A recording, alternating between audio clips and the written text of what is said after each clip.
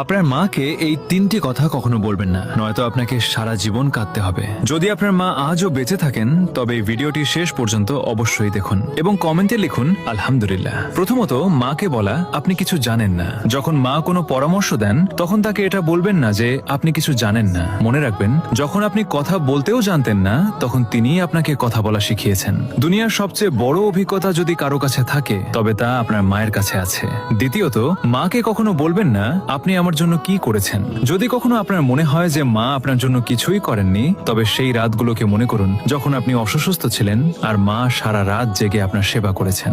আপনার এক ফোঁটা চোখের জলে যদি কেউ সারা রাত না ঘুমিয়ে থাকে তবে তিনি কেবল মাই হন। তৃতীয়ত, আমাকে একা ছেড়ে দিন। রাগের মাথায় মাকে কখনো বলবেন না আমাকে একা ছেড়ে দিন, কারণ একদিন তিনি সত্যিই আপনাকে চিরদিনের জন্য একা ছেড়ে চলে যাবেন। তখন আপনি চাইবেন কেবল একবার তার সাথে কথা বলতে, কিন্তু তখন অনেক দেরি হয়ে যাবে। যদি আপনার মা বেঁচে থাকেন তবে